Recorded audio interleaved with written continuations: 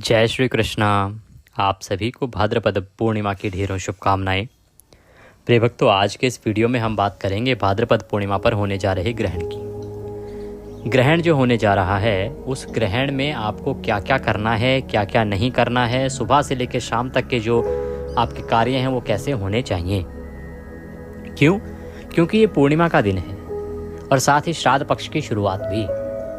तो जानना आवश्यक हो जाता है कि फिर श्राद्ध कर्म कब करेंगे और कैसे करेंगे ग्रहण के समय पे।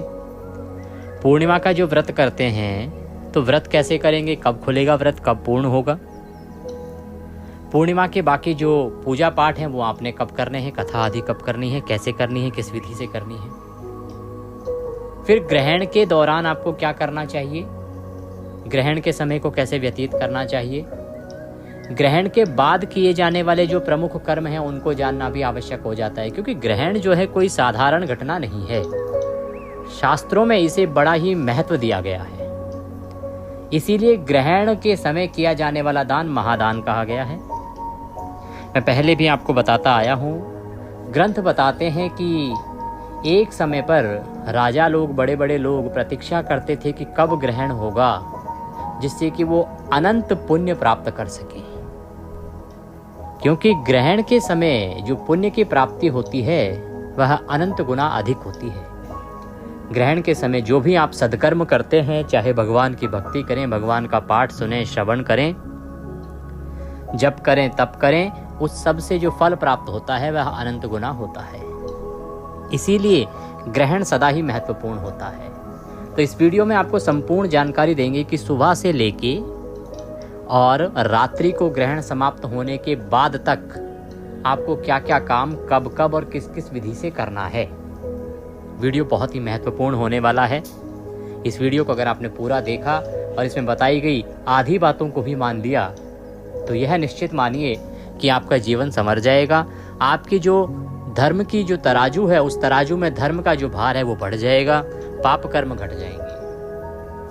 आइए जानकारी आरंभ करते हैं। आपसे निवेदन है कि वीडियो यदि थोड़ा सा भी अच्छा लगे तो कृपया एक बार लाइक अवश्य कर दीजिएगा। ग्रहण के दुष्प्रभाव से बचने के लिए कमेंट बॉक्स में अवश्य लिखिएगा जय शिव शंकर या ओम नमः शिवाय।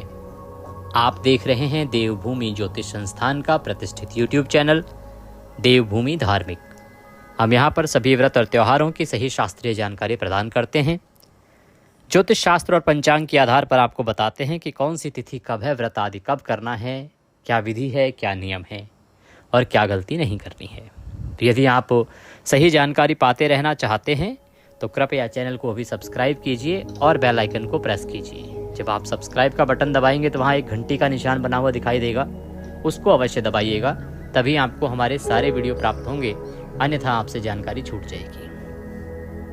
आइए प्रिय भक्तों, आरंभ करते हैं आज की जानकारी। तो ग्रहण जो इस वर्ष 2025 में होने जा रहा है, जो ग्रहण भारत सहित अन्य देशों में भी देखा जाएगा, ये चंद्र ग्रहण होगा और पूर्ण चंद्र ग्रहण होगा। ग्रहण जो है 7 तारीख को है। तो जितने भी कर्म करने हैं आपको करने हैं 7 सितंबर को। 7 सितंबर को भाद्रपद मास की पूर्णिमा है, सूर्य के मुख से पूर्णिमा है। इसीलिए पूर्णिमा के जो कर्म हैं वो इसी दिन होंगे और पूर्णिमा से ही श्राद्ध का आरंभ भी हो जाता है। तो पूर्णिमा के दिन जिन भी घरों में श्राद्ध कर्म होगा, जो श्राद्ध करते हैं, जिनके यहाँ पूर्णिमा का श्राद्ध होता है, वो श्राद्ध कर्म भी होगा। अब बात आती है कि ये सब कर्म करने कैसे हैं। प्रिय दर्शकों, 7 तारीख को आपको सूर्योदय से पहले उठना चाहिए। उठने के बाद स्नान आदि से निवृत्त होइए। स्नान आदि से निवृत्त होके और कुछ तैयारियां हैं जो आपको ग्रहण के निमित्त पहले से ही कर लेनी है। मैं ये बताऊं कि पूजा पाठ कैसे होगा, श्राद्ध कर्म कैसे होगा, इससे पहले ग्रहण से पहले की जो तैयारियां हैं उनको एक बार समझ लीजिए। ये तैयारियां आपको कर लेनी है सूतक आरंभ होने से पहले। अब बात आती है सूतक कब आरंभ होगा। इसका सूतक आरंभ होने वाला है 12:57 पर, लेकिन 12:30 से पहले पहले ये तैयारी आप कर लीजिएगा। तैयारियों में प्रमुख रूप से है कि आप स्नान आदि कर लीजिएगा। स्नान आदि से निवृत्त होके आपने जो भी भोजन बनाना है वह बना लीजिएगा। भोजन का जो भी सामान अब आपने बना के रखा है, चाहे वो पका के रखा है, चाहे वो कच्चा सामान रखा है, चाहे वो आटा है, दाल है, चावल है, चीनी है, जो भी सामान है, उस सभी सामान में आपने 12:30 से पहले या तो कुशा डाल देनी है या काले तिल डाल देने हैं। जिनके पास कुशा हो वो कुशा डालिएगा, जिनके पास कुशा ना हो वो काले तिल डालिएगा। जो लोग काले तिल का प्रयोग कर रहे हैं उनके लिए मैं बता दूं कि काले तिल जब आप लेने जाएं तो दुकान वाले को बोलना भैया खाने वाले काले तिल चाहिए। देखिए सीधी बात बताता हूं, हमारे यहाँ तो पूजा पाठ रोज का काम है। पूजा पाठ के नाम पे जो काले तिल आ रहे हैं वो रंग के रंगे हुए होते हैं। आप अगर उसको हाथ से रगड़ेंगे ना तो आपके हाथ काले हो जाएंगे। वो असली काले तिल नहीं होते हैं। उनमें बहुत सारा जहर है कि एक प्रकार का केमिकल है। अगर उसको आप खाने के सामान में डालेंगे तो उल्टा खाना ख़राब हो जाएगा। तो जब भी काले तिल लाएं तो उनसे कह के लाएं कि खाने वाले काले तिल चाहिए, पूजा वाले नहीं। इसका सदा ध्यान रखिएगा। ये एक तरह से बहुत बड़ा अनर्थ हो रहा है। देखा जाए तो भगवान के साथ छल करने का प्रयास किया जा रहा है मनुष्य के द्वारा कि पूजा पाठ में काले तिल के नाम पर रंग के रंगे हुए तिल चढ़ाए जा रहे हैं, नकली चीज़ें चढ़ाई जा रही हैं। पर आप अपनी खाद्य सामग्री का ध्यान रखें सुरक्षा का, तो आप सही वाले काले तिल ही लाइएगा, वो डाल दीजिएगा। और कुशा मिल जाए तो कुशा डाल दीजिएगा, और कुछ भी ना मिले तो तुलसी पत्र का भी शास्त्रों में विधान कहा गया है, तुलसी का पत्ता भी आप डाल सकते हैं। ये सभी सामान में डालना है, चाहे वो दूध है आपका, चाहे वो आपके आटे का ड्रम है, चाहे आपका चावल है, चीनी है, जो भी खाना बनाने की सामग्रियां हैं, मसाले आदि सभी में डाल देना है। जिसमें तिल डालना संभव हो उसमें तिल डाल दीजिएगा। बहुत सी चीज़ें ऐसी होती हैं जिनमें तिल मिक्स कर दो तो फिर उनका स्वाद बिगड़ जाएगा, तो इसीलिए उसमें कुशा या तुलसी पत्र डाल दीजिएगा, जिसको कि आसानी से निकाला जा सके। तिल क्योंकि बहुत छोटे छोटे होते हैं तो निकालना भी बड़ा मुश्किल होता है। तो इस प्रकार से आप एक तो काम ये कीजिएगा कि ये सभी में खाने पीने के वस्तुओं में इसको डाल दीजिएगा 12:30 बजे से पहले। दूसरा, आपके घर में मंदिर है, मंदिर में जो भी पूजा पाठ आपने करनी है वो 12:30 बजे से पहले कर लीजिएगा। भगवान की आरती है, भोग है, जितना भी कर्म है वो 12:30 बजे से पहले आप कर लीजिएगा। 12:30 बजे आप भगवान के मंदिर के पर्दे कर दीजिएगा। आपके घर में मंदिर है, पर्दा लगा रखा है तो पर्दे कर दीजिएगा।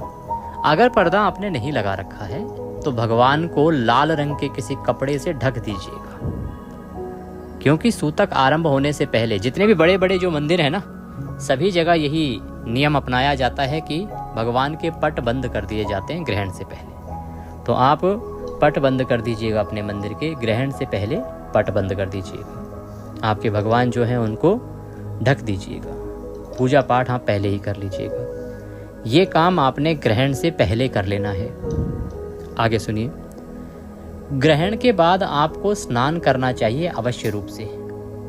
शास्त्र कहते हैं कि ग्रहण के बाद आपको उसी विधि से स्नान करना चाहिए जिस विधि से आप किसी की मृत्यु स्नान करते हैं। जब किसी के घर में मृत्यु हो जाती है तो स्नान करते हैं ना, पूरे कपड़े, जो कपड़े पहन रखे होते हैं उन कपड़ों सहित ही स्नान किया जाता है पूरा। वैसे ही आपको ग्रहण के समय पर स्नान करना चाहिए, जब ग्रहण समाप्त हो जाए तब। और ग्रहण के दौरान भी स्नान का विधान है, उसका भी पुण्य अधिक है। अब ध्यान देने वाली बात यह कि ग्रहण के बाद आपको जब स्नान करना है तो हम गलती क्या करते हैं कि ग्रहण के बाद तो हम स्नान कर लेते हैं, लेकिन हम तभी अपनी अलमारी खोलेंगे, कबर्ड खोलेंगे, वहाँ से कपड़े निकालेंगे, उन कपड़ों को रखेंगे और फिर हम स्नान करेंगे। इससे कोई लाभ ही नहीं है। क्यों? क्योंकि जब आप अशुद्ध हैं तो आप जितनी भी वस्तुओं को छू रहे हैं वो सारी वस्तुएं अशुद्ध हो गई। अब आपने उस समय कपड़े निकाले कबर्ड से, उनको तो आपने अपवित्र ही हाथ लगाया ना, तो वो तो अपवित्र हो गए, अशुद्ध हो गए। अब आप उन्हीं को नहा के पहन लेंगे तो आप पुनः फिर आप वैसे के वैसे हो गए, अशुद्ध के अशुद्ध हो गए। इन छोटी बातों पर कोई ध्यान नहीं देता, पर वस्तुतः इन पे ध्यान दिया जाना चाहिए। तो क्या करें? ग्रहण शुरू होने से पहले ही अपने कपड़े जो है निकाल के रख दें बाथरूम में, जो आपको नहा के प्रयोग करने हैं। इतने रख लीजिए एटलीस्ट, जिससे कि आप नहा के उनको बाहर निकल आएं और उसके बाद बाकी कपड़े पहन लें। तो जो मूलभूत वस्त्र आपके आवश्यकता के हों उनको पहले ही आप निकाल के बाथरूम में रख लीजिए। ऐसे स्थान पर रख लीजिए कि जहां आपको नहाने से पहले उनको हाथ ना लगाना पड़े, बस नहाएं और वहीं से उठा के आप पहन लें। ऐसे स्थान पर उनको रख लीजिए, ये ध्यान दीजिएगा। दूसरा, आप अगर, कुछ लोग कहते हैं जी पंडित जी अब रात का ग्रहण है, चंद्र ग्रहण है, तो क्यों ना सो ही जाएं, सुबह तो नहाना ही है 4 घंटे बाद। हाँ, ऐसा कर सकते हैं आप, पर ध्यान दीजिएगा कि फिर आपको अपने बिस्तर भी धोने होंगे। किसी बेडशीट पे आप सो रहे हैं, वह धोनी होगी, या चटाई पर सो रहे हैं तो चटाई धोनी होगी। जिस भी किसी पर आप सो रहे हैं वह आपको धोना होगा, ये ध्यान दीजिएगा। इसका विशेष ध्यान आपको रखना है। अगर आप ऐसा कर सकते हैं तो ठीक है, आप रात्रि को मत नहाइए, आप नहा लीजिए, सुबह नहा लीजिए। अब यहाँ पे एक और प्रश्न आता है कि पंडित जी क्या सभी का नहाना आवश्यक और अनिवार्य है? प्रिय दर्शकों, शास्त्र कहते हैं कि यदि कोई बुजुर्ग है, यदि कोई बालक है और यदि कोई बीमार है, इनके लिए छूट है, बाकी सबको नहाना चाहिए, अन्यथा उनको पाप लगता है। ये होगी दूसरी तैयारी आपकी। तीसरी तैयारी ये कि ग्रहण के समय पर हम आपको मंत्र जप की सलाह देते हैं कि आपको भगवान के मंत्रों का जप करना चाहिए माला से, रुद्राक्ष की माला या तुलसी की माला से। तो जब आप उनसे मंत्र जप कर रहे होंगे ग्रहण के समय, तो वो भी तो अशुद्ध होंगी, उन पर भी तो ग्रहण का प्रभाव आएगा। फिर क्या करें? तो ग्रहण शुरू होने से पहले ही जो भी आपने स्थान निर्धारित किया है अपना, जहाँ भी आप बैठ के मंत्र जप करने वाले हैं ना, वहाँ पर एक कटोरी में गंगाजल भर के रख लीजिए। किसी बड़े पात्र में जल भर लीजिए, कुशा और तिल युक्त जल भर लीजिए, जिसमें कुशा डाल दीजिए, तिल डाल दीजिए, बाल्टी है तो बाल्टी में जल भर लीजिए। तो करेंगे क्या कि जब आप मंत्र जप कर रहे हैं, भगवान का पाठ सुन रहे हैं तो सुन रहे हैं, जब ग्रहण समाप्त हो जाएगा और आप नहाने जाएंगे तो उसी समय जो आपके हाथ में माला है, उस माला को गंगाजल की उस कटोरी में डाल दीजिएगा।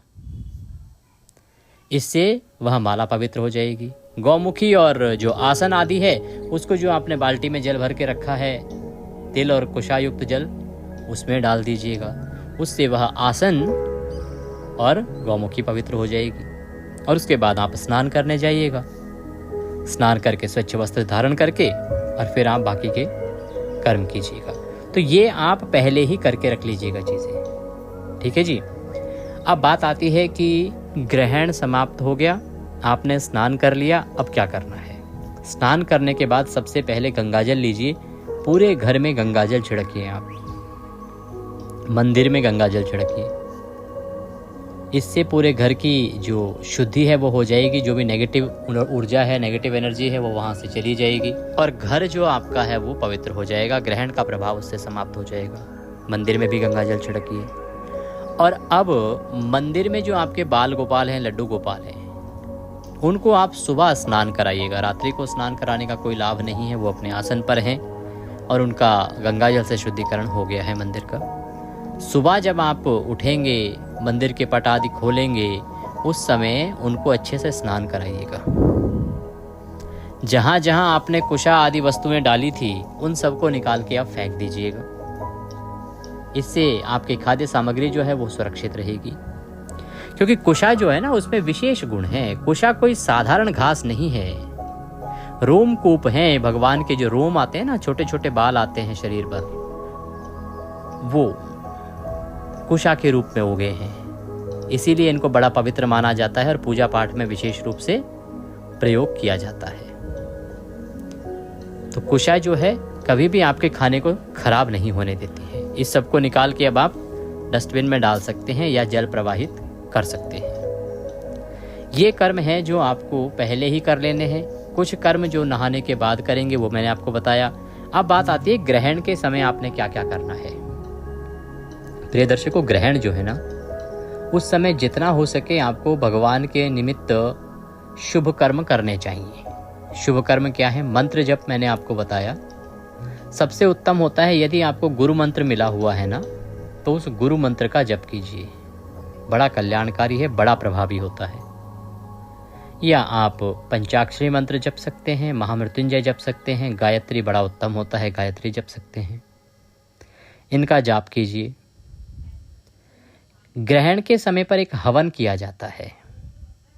हवन बड़ा ही साधारण होता है। कुछ नहीं करना है, आपको 5 देवताओं के निमित्त केवल 11-11 आहुति देनी है। थोड़ी सी सामग्री ले लीजिए, एकत्र कर लीजिए और आपने 11-11 आहुति केवल देनी है। और वो भी किसकी? एक आपके स्थान देवता होते हैं, एक आपके ग्राम देवता होते हैं, तो आपने वो हवन करना है। किसके निमित्त? ये 5 मंत्र हैं, इनको आप नोट कर लीजिए कहीं एक बार। ओम कुलदेवताभ्यो नमः स्वाहा। ओम कुलदेवताभ्यो नमः स्वाहा। ओम ग्राम देवताभ्यो नमः स्वाहा। ओम ग्राम देवताभ्यो नमः स्वाहा। ओम ग्रह देवताभ्यो नमः स्वाहा। ओम ग्रह देवताभ्यो नमः स्वाहा। ओम लक्ष्मीपति देवताभ्यो नमः स्वाहा। ओम लक्ष्मीपति देवताभ्यो नमः स्वाहा। ओम विघ्न विनाशक देवताभ्यो नमः स्वाहा। ओम विघ्न विनाशक देवताभ्यो नमः स्वाहा।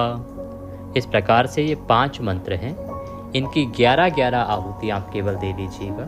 अधिक दे पाएँ तो अच्छी बात है, ना दे पाएँ अधिक तो केवल 11-11 आहुति देके आप कल्याण प्राप्त कर सकते हैं। आपको एक और कर्म है जो करना चाहिए ग्रहण के समय, वो है पितरों का तर्पण। पितरों का तर्पण और गीता के 7वें अध्याय का पुण्य उन्हें अर्पित करना। एक बात बता दूं आपको कि ग्रहण के समय पर कोई भी ग्रंथ पढ़ना जो है ना मना है, ग्रंथ को नहीं छूना चाहिए। तो आपने करना क्या है, देखिए, एक लोटा लेना है पीतल का, उसमें पहले थोड़ा गंगाजल भरिए, फिर उसमें शुद्ध जल भर लीजिए या कोशा तिल युक्त जल भर लीजिए। थोड़े से काले तिल उसमें डालिए, एक तुलसी का पत्ता उसमें डालिए, कुशा उसमें डालिए और उस लोटे को अपने सामने रखिए और दक्षिण दिशा की ओर आसन लगा के मुख करके बैठ जाइए। और गीता का 7वां अध्याय आपने पढ़ना नहीं है, केवल सुनना है, क्योंकि पढ़ना मैंने कहा ग्रंथ को हाथ लगाना मना है, तो केवल आपने सुनना है। गीता के 7वें अध्याय को मैं अपलोड कर दूंगा, पहले से भी अपलोड है, मैं यहाँ लिंक भी दे दूंगा। वह गीता का 7वां अध्याय सुनिएगा। सुनने के बाद भगवान से प्रार्थना कीजिएगा कि हे ईश्वर, ये जो गीता के 7वें अध्याय को मैंने श्रवण किया है, इसके श्रवण करने से जो पुण्य प्राप्त हुआ है वह संपूर्ण पुण्य मैं अपने पितरों को अर्पित करता हूँ। उनमें जो भी पितर आपके हैं उनके निमित्त आप वह जल अर्पित कीजिएगा, वो पुण्य अर्पित कीजिएगा। उनका नाम लेके बोल सकते हैं, उनके साथ जो संबंध है आपका वह लेके बोल सकते हैं कि मैं अमुक अमुक पितर को यह संपूर्ण पुण्य अर्पित करता हूँ, यह उन्हें प्राप्त हो। इस प्रकार से आप निवेदन कीजिएगा और फिर उस जल से तर्पण कर दीजिएगा। दूसरे पात्र में दूसरा पात्र लीजिएगा और जो आपका हाथ, जो सीधा हाथ होता है, उसमें अंगूठा और उंगली के बीच का जो क्षेत्र है ना, हाँ, पितृलोक, यहाँ से आपको तर्पण करना है। दूसरे पात्र में वह जल छोड़ देना है। अपने पितरों का ध्यान करते हुए मंत्र बोलना है आपने। ओम ह्रीं श्रीं क्लीं स्वधा देव्यै स्वाहा। ओम ह्रीं श्रीं क्लीं स्वधा देव्यै स्वाहा। इस मंत्र के साथ आप जल का तर्पण कीजिएगा और वह जल प्रातः होने पर पीपल को अर्पित कर दीजिएगा। ये एक कर्म आप अगर करेंगे तो इससे आपको अनंत गुना फल प्राप्त होगा और यह आपके जीवन में बड़ा कल्याण लाएगा। यहाँ एक बात बता दूं आपको कि मैंने आपको पहले भी तर्पण विधि बताई है। मैं एक और तर्पण विधि का वीडियो अपलोड करने जा रहा हूँ श्राद्ध पक्ष आरंभ होने से पहले ही। उस तर्पण को कर लीजिएगा, उस विधि से प्रतिदिन 15 दिन तर्पण कर लीजिएगा। आप मेरे कहने पे आपका जीवन परिवर्तित हो जाएगा। 15 दिन यदि आपने प्रतिदिन तर्पण किया ना उस जल से, तो 100% है कि आपके जीवन में जो दुख है ना उनका अंत हो जाएगा।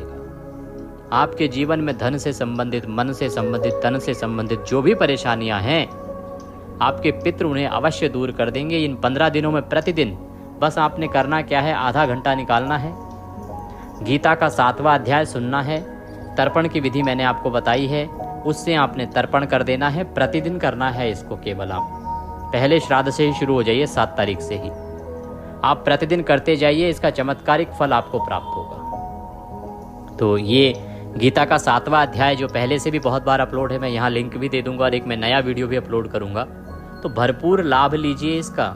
ये जो 15 दिन है ना प्रिय दर्शकों, मैं ग्रहण से हटके बता रहा हूँ, आने वाले जो 15 दिन हैं ये बड़े महत्वपूर्ण हैं। ये 15 दिन आपका जीवन परिवर्तित कर देंगे। इस पर ध्यान दीजिए। तो ये कर्म है जो आप ग्रहण के समय कीजिए। अब ग्रहण के बाद आपको दान देने की आवश्यकता होती है। ग्रहण का जो दान है वो बड़ा महत्वपूर्ण होता है। तो स्नान आदि से निवृत्त होकर आपने दान देना चाहिए। मंदिर में दान दे सकते हैं, किसी योग्य ब्राह्मण को दान दे सकते हैं, कर्मकांडी ब्राह्मण को दान दे सकते हैं, वेदपाठी ब्राह्मण को दान दे सकते हैं, दक्षिणा दे सकते हैं। दान में खाद्य सामग्री दे सकते हैं, भोजन सामग्री दे सकते हैं, अन्य कोई कपड़े आदि देना चाहें वह दे सकते हैं, या केवल द्रव्य अर्थात दक्षिणा दे सकते हैं। पर दान आपने अवश्य करना चाहिए। जितना दान आप ग्रहण के समय करते हैं उतना अधिक कल्याण होता है, उतना अधिक पुण्य शास्त्रों में कहा गया है। तो इस कर्म को आपने अवश्य ही करना है।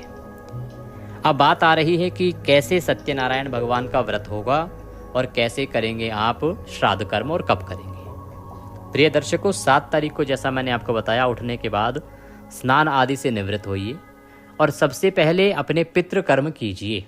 जो भी पितृ कर्म हैं आपके, तर्पण है, गीता के 7वें अध्याय का श्रवण है, उसका पुण्य अपने पितरों को देना है, उस जल से तर्पण करना है। आपके यहाँ यदि पूर्णिमा का श्राद्ध भी होता है तो श्राद्ध भी कीजिए, ब्राह्मण को बुलाइए, भोजन आदि कराइए और दान दक्षिणा आदि देके विदा कीजिए। इसको विधि विधान से कर लीजिए। सुबह कोई दोष नहीं है। 7 तारीख को सुबह के समय कल्याण ही कल्याण है, क्योंकि सूतक जो है ना वो आरंभ होने वाला है 12:57 पर। तो लगभग 12:30 बजे तक आप अपने इन कर्मों को निपटा लीजिए। और जो लोग सत्यनारायण भगवान का व्रत करते हैं तो सत्यनारायण भगवान का व्रत पूजन भी आप कर लीजिएगा। कब करना है? तो शुभ मुहूर्त रहेगा सुबह।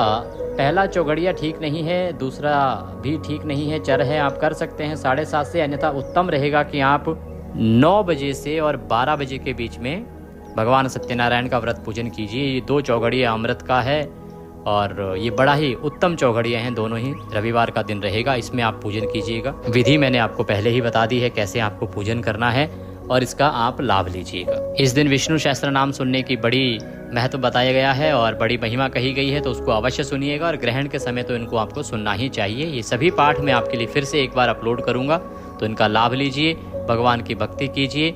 सुबह आप व्रत भी कर सकते हैं। व्रत को आपको खोलना है तो आप सूतक से पहले खोल लीजिएगा, ये ध्यान रखिएगा। 12:57 से पहले ही आपने व्रत खोल लेना है, अन्यथा तो फिर व्रत जो है वो 1:26 रात्रि के बाद ही होगा। इसीलिए मैंने पहले भी बहुत लोगों को ऑप्शन, जिन्होंने कहा कि जी हमें चंद्र अर्घ कैसे देना है, चंद्र व्रत कैसे होगा, तो आपको हमने कहा कि अनंत चतुर्दशी है 6 को भी आप कर सकते हैं। बहुत लोगों ने उसको किया है। पर जो सत्यनारायण भगवान का व्रत कर रहे हैं तो आप सुबह पूजन कीजिएगा और उसके अनुसार ही व्रत का पालन कीजिएगा। जानकारी थोड़ी भी अच्छी लगी हो लाइक अवश्य कर दीजिएगा। कुछ कहना चाहते हैं, पूछना चाहते हैं, कुछ रह गया हो तो कमेंट बॉक्स में लिख के पूछ लीजिएगा। दक्षिणा आदि यदि कुछ भी भेजना चाहते हैं तो स्क्रीन पर नंबर आ रहा है, उस पर भेज सकते हैं। हरे कृष्ण।